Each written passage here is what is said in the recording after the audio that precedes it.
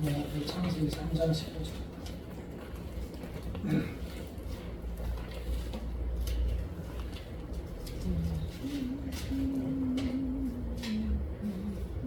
함께 읽겠습니다. 시작. 내가 너로 여자와 원수가 되게 하고 내 후손도 여자의 후손과 원수가 되게 하리니 여자의 후손은 내 머리를 상하게 할 것이요 너는 그의 발꿈치를 상하게 할 것이라 하시고.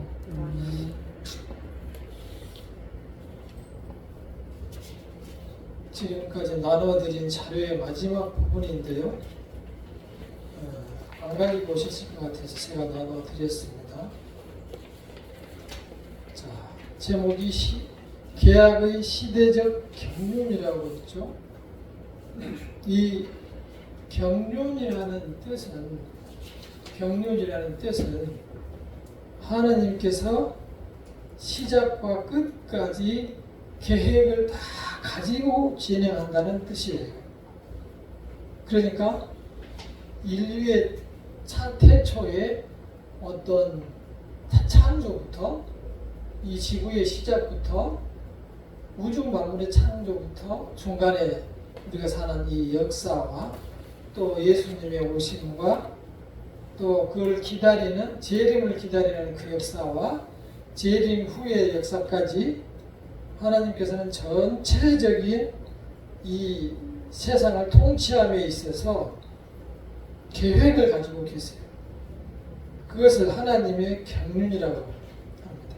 그래서 우리가 종종 살다가 보면 나이 드신 분들이 한 말씀 하시는 걸 보고 경륜이 역시 있으시네요, 이렇게 얘기를 하는데 세상을 오래 살다 보면 어떻게 돌아간다는 것이 보이기 때문에 우리는 그 나이 드신 분을 보고 경륜이 있다 이렇게 말씀합니다. 그거는 이제 우리들끼리 인간들끼리 하는 얘기지만 하나님께서는 이런 모든 역사 속에서 모든 계획이 하나님의 계획이 따로 있으라는 말씀이에요. 그래서 계약에 관해서만 그 하나님의 계획을 이렇게 보면은 최초 이렇게 조금 전에 우리가 읽었던 원시복음이라는 창세기 3장 15절부터 해서 노아와의 계약, 아브라함과의 계약, 시내산에서의 모세와 계약, 또 신약시대의 새 계약, 이렇게 쭉 계약이 이어져 오는데 이 속에는 하나님의 계획이 다 똑같이 끝까지 역사를 통해서 흘러나간다라는 뜻이 있어요. 다시 말해서 하나님의 계획이 일관되게 쭉 지나가고 있다. 거기에 계약이라는 이름은 다 다르지만 그 속에 하나님께서 이끄시는 그 인도하심이 들어있다라는 겁니다. 지금 우리가 3장 15절을 이렇게 다시 한번 볼까요? 내가 너로 여자와 원수가 되게 하고, 이거는 누구를 대해서 한 말이에요? 뱀에 대해서 하는 얘기죠. 뱀, 그러니까 유혹하는 마귀 사탄에 대해서 하는 얘기예요. 사탄에 대해서 지금 저주를 하는 거예요. 내가 너로 원수가 되게 하고, 그러니까 사탄에 대해서는 영원히 우리와 원수가 되게 하고 내 후손도 여자의 후손과 또 원수가 되게 하리니. 그러니까 그 여자는 누구죠? 여자의 후손, 하와의 후손. 아담은 최초의 인간이지만 얘를 못 낳잖아요. 그러니까 아담과 하와의 관계 속에서 태어난 인간들의 그 후손들, 우리들이잖아요. 두 분이서 계속 아이를 낳아서 지금까지 이어졌기 때문에 여자의 후손. 근데 그 여자의 후손의 중간에 누가 들어있죠? 여자의 후손의 중간에 예수님이 들어있는 거예요. 그래서 이 여자의 후손과 사탄의 후손이 쭉 이렇게 이제 영적으로 갈라져서 내려오는 것을 볼 수가 있어요. 여기 이때부터 창세기 3장에서부터 이미 악마의 역사와 또 하나님의 인도하심이 같이 쭉 병행돼서 내려오는 것을 볼 수가 있어요. 그래서 우리가 성경을 보실 때 아, 이렇게 진행이 되는구나. 최초부터 이렇게 죄를 범했는데 거기에서 하나님의 은혜로 선택을 받은, 은혜를 받은 사람과 또 받지 못하는 사람이 나눠져 있구나. 이런 것을 우리가 볼 수가 있습니다. 그런 생각을 가지고 성경책을 보시면 돼요. 그래서 이 말씀을 최초의 원시 이제 복음이라고 하는데, 그래서 전체적으로 모든 계획은 이러한 갈래 속에서 진행될 것을 보여주고 있는 것이 창세기 3장 15절이고, 그 후에 노아의 계약이 또 이렇게 뭐죠? 노아의 계약은 무지개죠. 온 세상을 물난리로 다 덮어버린 다음에 노아에게 세운 약속이 뭐였어요? 무지개를 주시면서 다시 노아 후손들에게 이러한 벌을 주지 않겠다.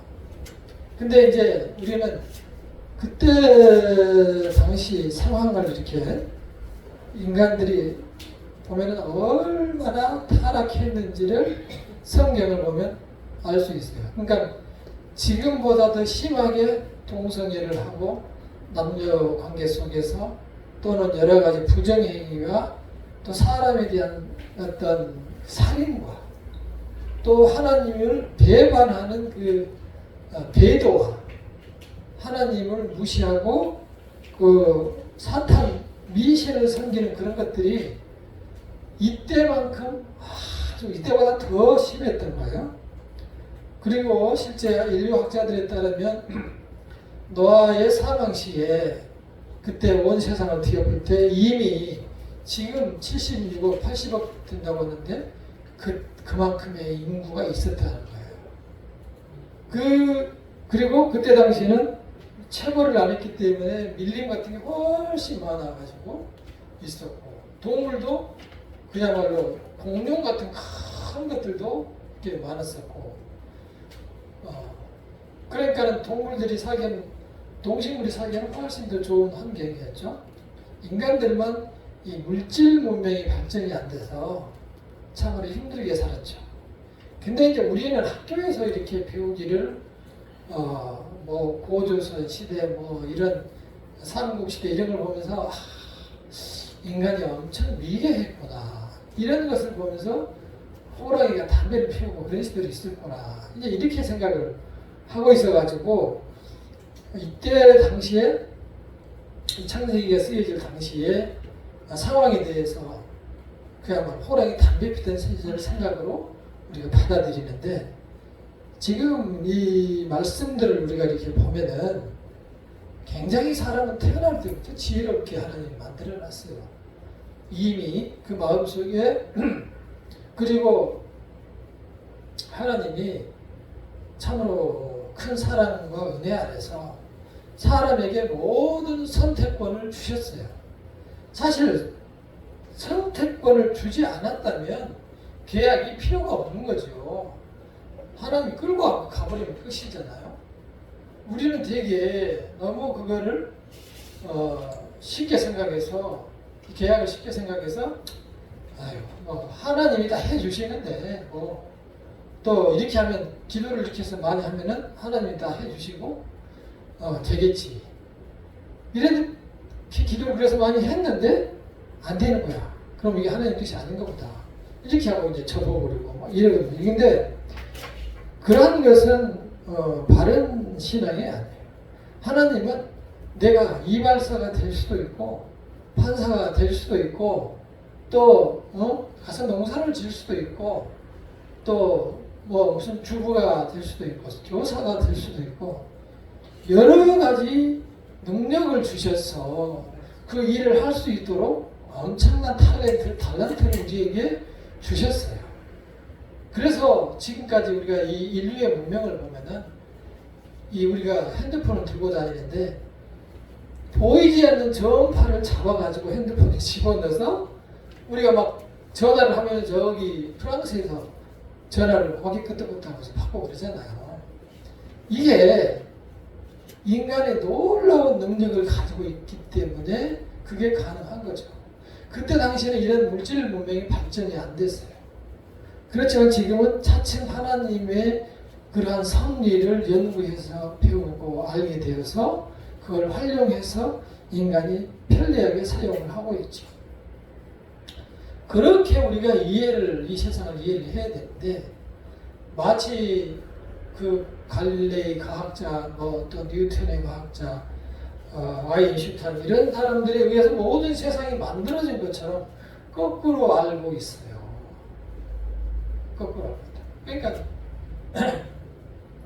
그러한, 예를 들어서 뉴턴이 그런 중력을 발견하지 못했다면은 중력 때문에 사과가 밑으로 떨어진다. 우리가 컵에 이렇게 물을 들고 있어도 지금 이게 지구가 이렇게 돌기 때문에 딱 들고 있으면 이 물이 쫙 밖으로 뿌려져 버려 맞는데, 이 땅으로 당기는 이 중력 때문에 밖으로 나가지 않는다는 그것을 뉴턴이 발견했단 말이에요. 그 뉴턴 과학자는 집중력이 엄청 강했어요. 사흘간 안 먹으면서도 이 생각만 했다는 거죠. 생각을 왜 그럴까? 왜 밑으로 떨어질까? 땡기지도 않는데, 누가 땡기지도 않는데. 그렇게 연구해서 중력을 발견했는데, 그러다 보니 이게 천체를 연구한 거 아니에요? 너무 연구를 많이 한 나머지 하나님을 발견하게 된 거야. 하나님을 봤다는 게 아니고 하나님께서 이렇게 지구를 돌리지 않으면 이런 일이 도저히 일어날 수가 없다. 그래서 나중에는 과학자가 신학자보다도 더 많이 저기 성경에 빠져버렸어요. 그래가지고 사람들이 그러지 말고 빨리 와서 과학을 위해서 좀 일해달라고 했는데도 노년에 오로지 말씀을 연구하고 가셨어요. 뉴턴이라는 과학자. 소위 말해서 과학을 하시는 분들은 고대 물리학의 아버지로 하죠, 뉴턴을. 근데 우리는 그렇게 하나님의 섭리를 발견하면서 이제 이 세상을 살아가는데, 발견을 하다 보니까 너무 많이 발견을 해가지고 우리가 하나님을 그냥 완전히 다 잊어버리고 계약이고 뭐고 다 집어던지고 살아간단 말이에요. 우리가 지난 시간에 한번 배웠지만은 아브라함을 선택하신 것은, 그때 당시에는 아브라함을 선택할 때는 그 민족을 선택해서 아브라함의 민족을 선택을 했어요. 그래가지고 내가 너의 후손에게 정말 한 땅의 모래알같이 바닷가의 모래알처럼 또 하늘의 별사 많은 후손을 주겠다. 그리고 축복을 이렇게 해줬어요. 하늘의 별 우리가 엄청 많아요. 하늘의 별 우리는 바닷가에 누워가지고 쳐다보는 별이 다인 줄 알지만 천억 개 계속 있는 것이 하늘의 별이에요. 그러니까 우리가 하늘로 던져져 버리면 찾을 수가 없어요. 너무 많아가지고. 그 수천억 개의, 그러니까 숫자로 지금까지 셀 수가 없는 거예요. 너무 많아가지고. 근데 지금도 계속 많아진다는 거예요. 지금도 많아진다는 얘기는 뭐냐면은 인간이 결국은 세워보잖아요. 망원경을 가지고 허블 망원경이나 망원경을 세워보는데 더 좋은 망원경으로 보면 볼수록 더 많다는 거예요. 또 있네 계속 발견을 하게 되는 거예요. 그러니까 하나님께서는 무한한 공간을 만들어 놓으신 거예요. 그 중에 하나가 우리 작은 지구예요. 아주 작은 지구. 그러니까 그러한 지구, 우주 속에서 이 지구라는 세계를 보면은 우리가 지금 땅바닥에 보는 티끌, 조금은 손에 보이지 않는 티끌 정도뿐이 안 된다는 거죠. 네. 그 중에서 보니까 요즘 한화항공가 보면은 지구, 우리나라가 면적으로는 0.0197% 지구에서 우리나라가 0.0197%가 된다라고 나오더라고요. 근데 이 0.0197%가 또다시 남북으로 이렇게 갈라져 있잖아요. 동서로 또 갈라지고. 이 보잘것없는 이 땅에 살아가면서 사람들 사이에 우리 그 한 명 한 명 마음속에 엄청난 더럽고 추하고 악한 것들을 가지고 살기도 하고, 또 일부는 그 마음속에 내 몸과 마음까지 다 줄 수 있는 사랑도 가지고 살아갑니다. 한 사람 마음속에. 그래서 그 가운데서 또 선택할 권한을 주셨어요. 선택, 무슨 선택이요? 믿든지 안 믿든지. 하나님의 백성은 지난주에 보셨듯이 하나님께서 선택한 백성 속에는 기회가 있어요. 기회가. 돌아올 기회가. 아브라함의 후손 중에서 이렇게 쭉 가다 보면은 하나님을 잘 믿지 않는 후손이 있었고, 시내산에서의 모세가 준 계약에서도 보면은 모세하고 분명히 하나님께서 약속을 축복하고 가나안 땅으로 내가 끌고 간다 이 얘기를 했는데, 수많은 사람들이 누가 너를 우리의 지도자로 삼았느냐 해가지고 모세한테 도전을 해서 그 자리에서 3만 명이 죽었어요.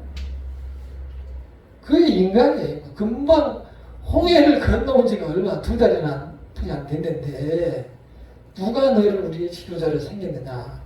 아니, 지도자가 됐든 말았든 자기들이 걸어서 홍해를 건너면 사실이잖아요. 그럼에도 불구하고 금방 송아지로 이렇게 금반지 다 갖다가 뭐 금 가지고 해가지고 만들어서 때려가서 그 송아지를 챙겨서 그것을 우리의 신이다 라면서 섬기는 그러한 것이 인간이에요. 근데 그게 이해가 가는 게, 지금 사람들 보면은 전혀 하나님을 믿으려고 하지도 않잖아요. 걔들은 다른 신이라도 믿으려고 했는데, 요즘 사람들 보면은 무신론자를 비롯해서 하나님 이야기하면 다 고개 돌리고 가버리는 사람들이 대다수예요. 그러니까 그때 사람들이나 지금 우리나 변함이 없는 것, 속에 망가져 있는 것은 변함이 없어요. 그래서 이제 오늘 D번의 시내산에서의 계약을 한번 보면은, 한번 같이 읽어볼까요? 자, 이스라엘 전체 민족과 맺은 계약이므로 국가적인 계약이다. 율법의 수행을 강조하지만 행위 계약의 호구다. 율법은 죄의식을 증가시켰으며 그리스도로 인도하는 모든 선생이 되었다. 그리하여 6월절이 제2의 성례로 첨가되었다. 6월절을 이제 철저하게 지키도록 했죠. 왜 6월절을 철저히 지키도록 했을까요? 그러니까 그렇게 기적을 보여줘도, 아침 저녁으로 만나와 메추라기를 매일 먹게 해줘도 믿음을 안 믿는 거예요. 안 믿어. 이게 인간인 거죠. 그래서 이제 엄격하게 법을 만들어줍니다. 10계명을 만들어서 보내주죠, 모세한테. 그래가지고 나머지 나온 623개의 그 율법들은 전부 10계명에서 이렇게 만들어져 나온 것들. 우리나라의 헌법이 139조인가 거기에서 수많은 법이 나와 있듯이 헌법처럼 되어 있는 게 10계명이고, 거기에서 이렇게 법들이 600개가 이상 이렇게 나와져 있어요. 그렇게 해서 이 백성들을 붙들어서 가지 않으면 이 말을 안 듣는 거예요. 이게 주일날 나오라 그러다 안 나오는 거예요. 연속극 본다고 안 나오고, 약속 있다고 안 나오고, 어디 갔다고 안 나오고, 이게 교회 다니면 안 나오잖아요. 그러니까 이스라엘 백성들도 같이 틀림없이 건너왔지만, 여기 그래서 6월절이 제2의 성례가 되었다고 하는 것은, 6월절이 어떠한 거예요? 양의 피를 다 문지방에 바른 가정만 살았어요. 네. 그래가지고 보면은 그때 뭡니까 그쪽에 애굽 사람들도 그렇게 한 사람들이 살았어요. 그 들어온 사람들이 있었던 것 같아. 아마 그걸 보고 이걸 뭐야 해가지고 그 집을 따라 들어온 사람들이 있었던 것 같아요. 그래가지고 출애굽할 때 우리는 이스라엘 민족만 가는 걸로 아는데 성경이 자세히 보면은 섞여서 일부 들어왔어요. 거기 잡족이라고 나와 있어요. 거기 있는 사람들이 따라 들어온 거예요. 그 사람들이 중간에 자꾸 이렇게 아닌가 보다. 집에 가고 싶다. 이렇게 해서 아마 저기서 밑에서 찬불을 피운 것 같아요. 잡족들이 그랬다는 성경에 기록이 있어요.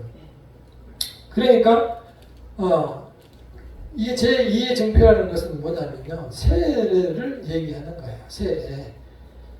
거기에서 하나님의 백성으로 다시 씻어버린 거예요. 유월절 하면서. 그러니까 하나님의 피로서 그리스도의 피로 한번 다 걸러서 그리스도의 양의 피로 묻혔잖아요. 그래서 신약에 보면은 그리스도를 어린 양으로 이렇게 예표를 하잖아요. 그것처럼 양의 피로 문지방에 발라서 다 나오고 다 걸어 나온 다음에 홍해를 통과하는 것은 세례를 받은 것으로 표시하는 거예요. 그래서 그렇게 나와 있어요. 구약 성경에 보면은 이스라엘 백성은 그 홍해를 지나면서 모든 사람이 세례를 받은 걸로 해석을 하고 있어요. 세례를 받은 것을. 그래서 이렇게 해서 다 세례를 받았는데도 조금 전에 말씀드린 대로 그들이 자기들의 뜻에 따라서 하나님을 비판하고 나가서 모세한테 도전뿐만이 아니고 그 후로도 보면 수많은 신을 또다시 섬기고 또 수많은 범죄를 하나님 앞에 저질러서 하나님을 배반하고 간 거예요. 그게 인간이에요. 그게 인간이라. 그러한 사실을 우리가 내 스스로 이해하지 못하면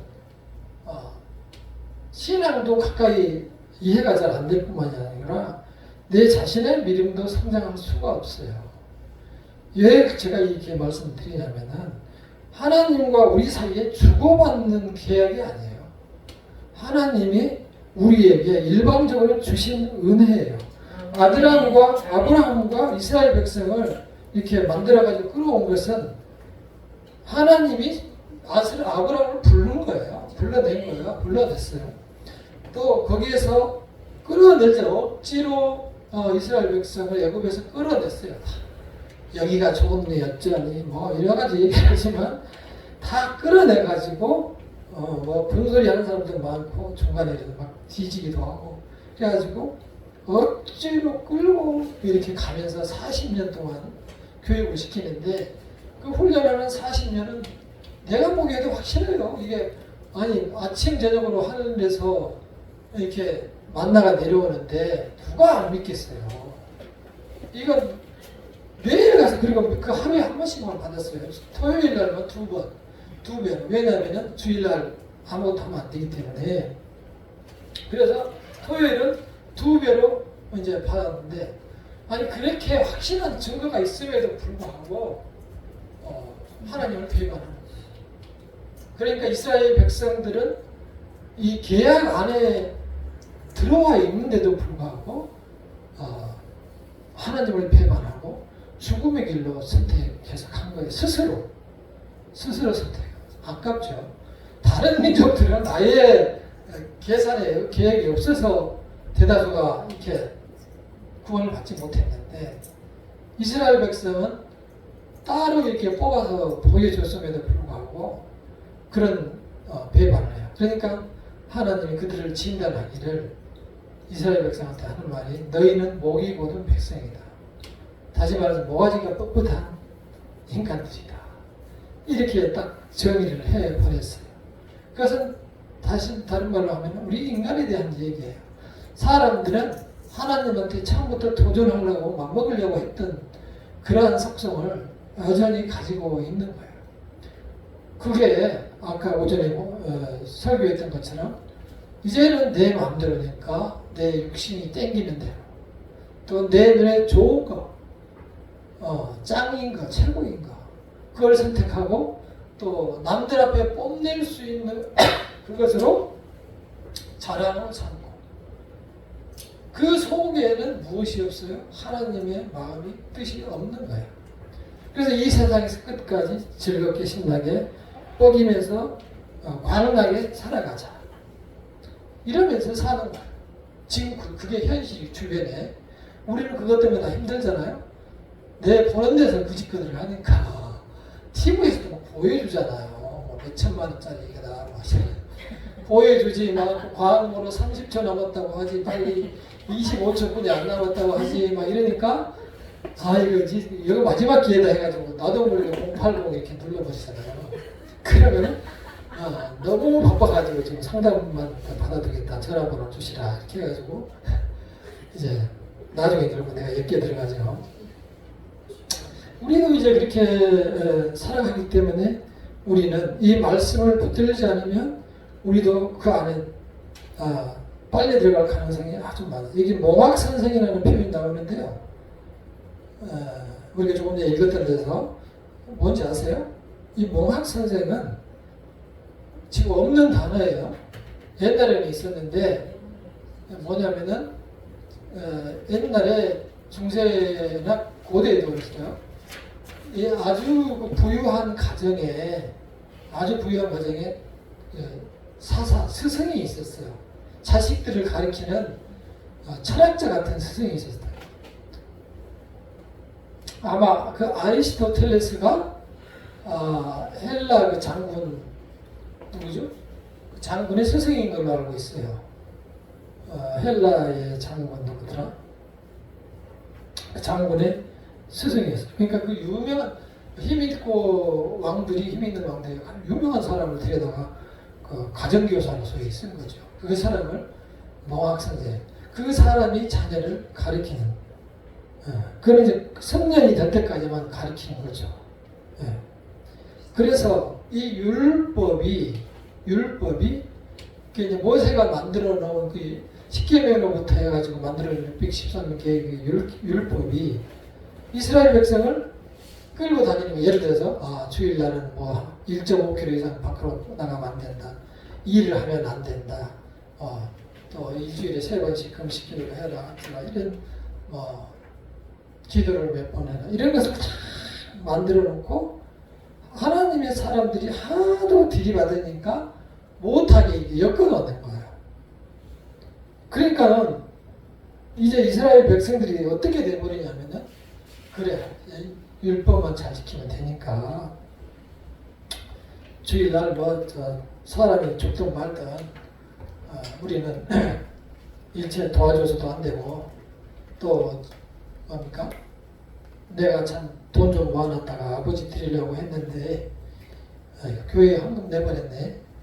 그러면 끝이고 사람들이 형식적으로 왜냐 하나님께 드렸다고 하니까 내가 하나님께 드린 거잖아요. 그리고 부모님을 잊어버리는 거예요. 안 해도 된다. 하나님한테 했으니까. 근데 그 마음을 보면은 아주 나쁜 생각을 가지고 있잖아요. 사람들이 마음이 타락한 거예요.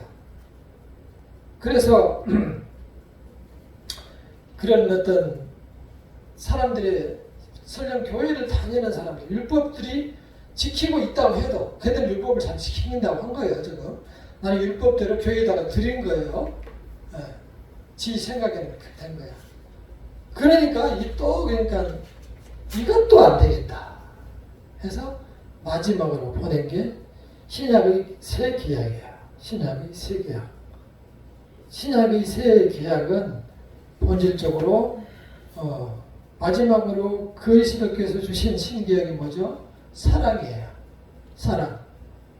내 하나님을 사랑하고 내 이웃을 사랑하는 것. 하나님을 사랑한다는 것은 십계명에서 1절부터 4절까지 나온 것처럼 미신을 믿지 않고 하나님 우상을 만들지 않으며 하나님의 이름을 막 사용하지 않고 안식일을 지키고 이러한 기본적인 하나님에 대한 존중과 경외심을 가지고 나만큼 다른 사람들을 사랑하도록 애쓰고 노력하는 것. 이것이 살아주신 예수님의 계약이에요. 그렇게 보면은 이 십계명과 모세가 가지고 온 십계명과 예수께서 지금 요약해서 두 가지로 한 하나님을 사랑하고 이웃을 몸과 같이 사랑하라. 이 계약은 결국은 같은 거잖아요. 이것을 경륜이라고 하는 거예요. 그때 수천 년 전에 있었던 일이나 지금의 우리가 가지고 있는 계약이나 결국은 하나님의 사랑이겠다는 뜻이에요. 그래서 그 안에 계약된 사람들이 지금 우리가 계약 속에 살고 있는데 지금 이제 이러한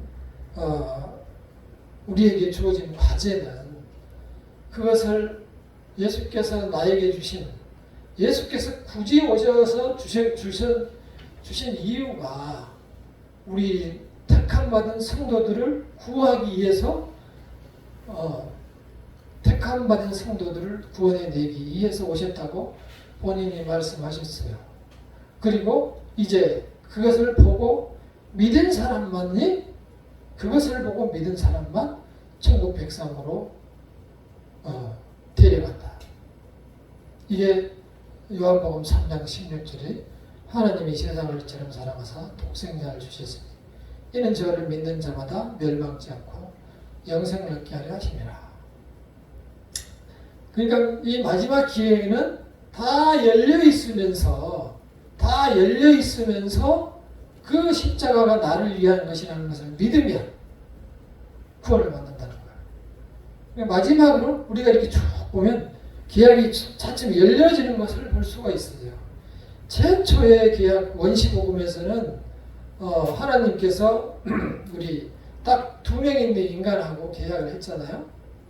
그 다음에는 아브라함이라는 가족을 선택을 해서 그 가족이 이제 애굽으로 이렇게 내려가 왔다 갔다 하면서 가나안에 정착하면서 하나님께서 함께 하시고 그 축복을 약속하신 계약이 있어요. 그 다음에 시내산에서의 그 계약은 가들이 애굽에 있다가 다시 데리고 나올 때 약 270만 정도 되는 걸로 알고 있어요. 그 인원도 270만이 엄청 많은 인원이에요. 지금 이스라엘 인구가 500만인가? 아니 900만인가? 900만 좀 넘는데 이때 이미 이스라엘 나온 민족이 270만 명이었어요. 그러니까 지금으로부터 계산하면 한 3,500년 그 전인데도 인구가 벌써 270만이면 엄청나게 많은 거예요. 그 인구들이 그 민족을 전체로 그때는 이제 모세 때는 부르심을 받고 40년 광야 생활을 한 다음에 가나안 땅에 들어가서 이제 정착하잖아요. 거기서 이제 살다가 이스라엘 역사가 진행되고 선지자들의 여러 예언을 통해서 새로운 계약 그리스도께서 오셨다라고 이제 지금 선포가 이미 됐어요. 자, 그럼 마지막 남아 있는 게 뭐 있어요? 마지막 없어요. 마지막 없어요. 이미 끝났고 마감됐어요. 마감됐고 예수께서 오셨다는 사실을 믿는 사람은 살고 믿지 않는 사람은 가고 이게 끝이에요. 다시 누가 오는 일이 예수님이 제일 하는 것 이외에는 없어요. 그래서 많은 사람들이 요즘은 말세라고 이렇게 얘기를 하는데 그 말이 언어적으로는 맞는데 그 시간은 우리가 모르는 거죠. 왜냐하면 예수님이 이미 오셔버렸고 왜냐하면 이스라엘 역사 속에서 메시아가 온다고 얘기했거든요. 근데 20년, 2000년 전에 메시아가 오셨어요. 그런데 그 메시아 오셔가지고 너희들이 본대로 다시 오시리라 하면서 하늘로 올라갔어요. 본대로 다시 오시리라. 계시록에서 우리가 오전에 보셨듯이 그 나라에 이제 가지만 이것은 둘째 사망이라. 그때 이제 마지막 그 심판만을 남겨둔 그 마지막 말세의 상황이에요, 사실상. 그래서 우리는 그 때를 알 수가 없으나 지금부터 또 2000년이 지날지 아니면 가까운 시간이 될지 우리는 그 하나님의 시대를 알 수가 없어요. 하나님의 시대는 알파와 오메가나 그분에게는 시작도 없고 끝도 없어요. 완전하신 분이에요. 그분의 시간을 우리가 알 수가 없어요. 자꾸 그 시간을 맞추려고 하다 보면 이단이 된다. 그러니까 신약 성경에서 그거를 자꾸 맞추지 말라, 억지로 성경을 해석하지 말라라고 얘기를 하고 있는 거예요. 특히 신천지가 그걸 억지로 맞추려고 이렇게 하는데, 그래서 새로운 계약, 이 예수께서 오셔가지고 주신 그 말씀대로 마지막 시대를 준비하며 그리스도의 십자가를 나의 십자가로 받아들이고 우리가 신앙 교회 생활을 하면서 세례와 성찬을 통해서 늘 그때마다 내 마음을 믿음을 새롭게 해나가면서 또 구약의 이스라엘 백성이 유월을 한 것과 또 그 강을 건넌 것을 기억하면서 또 우리의 심령이 다시 이 세상에서 구원을 받아서 하나님과 더불어서 살아갔을 때를 기다리면서 살아가야만 우리에게 두려움이 없어요. 두려움. 그렇지 않으면 우리가 어려움이 처하거나 또는 최후의 순간을 맞이할 때 죽게 다 됐을 때 두려움이 휩싸이게 돼요. 그런다고 하더라고요. 제가 얼마나 살까요? 아직 모르지만 이 믿음이 없으면은 이거 천국 갈까 못 갈까 걱정이다 이렇게 이제 생각이 될 텐데 만약에 믿음이 지금보다 더 낫다면 빨리 좀 눈을 내가 감고 가버리고 싶은 그렇게 이제 될 거예요. 그렇게 되도록 저는 늘 이렇게 신앙생활을 하면서 기도하기도 하고 때로는 또 상상을 이렇게 하기도 하고 그래요. 이 인간이 살아가는 것은 무슨 만화가 꼭 꿈 같은 거예요. 사실은 따지고 보면은 지난 날을 돌이켜 보세요. 긴 시간 아주 힘들게 살아왔지만 그래서 수많은 시간 어려움 속에서 살아왔지만 시간이 지나면서 아픔과 고통과 괴로움이 다 덮어서 새 살이 되었지만 그 겉으로 보기에는 상처가 그대로 나에게 남아있는 채로 나는 앞을 보면서 나아가고 있는데 중요한 것은 앞에 있는 날이 더 짧아. 내가 보기에도 그 지난 날의 경험을 우리가 이 일을 하면서 앞으로도 이렇게 되겠구나 이 정도 생각은 최소한 할 수 있어야죠. 살아왔으니까 앞으로도 그렇겠구나 이렇게 생각한다면 주어진 날들을 우리가 무엇을 기대고 사는 것이 맞겠는가 이런 판단이 든다는 말이에요. 그래서 우리가 지난날 저를 돌아봐도 많은 것을 세상에서 의지하고 육신의 정욕과 안목의 정욕과 이생의 자랑이 모든 것으로 생각하고 살아왔지만 지금 이렇게 보니 그게 나에게 준 것이 아무것도 없는 거예요. 그리고 반대로 아무것도 주는 것이 없는 뿐만이 아니고 반대로 그것 때문에 내가 신앙이 훨씬 약해졌다는 생각을 많이 하게 돼요. 우리는 주어진 그 인생 속에서 평안하게 살아가려면 하나님을 살아계신 실체로 주인으로 인정하고 살아가는 것이 최고예요. 그 다음에는 더 원한다면 내가 살아가는 데서 필요와 기도와 간구 또 우리 가정의 형편에 살아가는 데 일상적인 도움 그것을 위해서 간절히 간구하고 하나님께 기도하고 동행하면 우리는 도움을 받으면서 이 세상에서 행복하게 살아갈 수가 있는 거예요. 네. 함께 기도하겠습니다.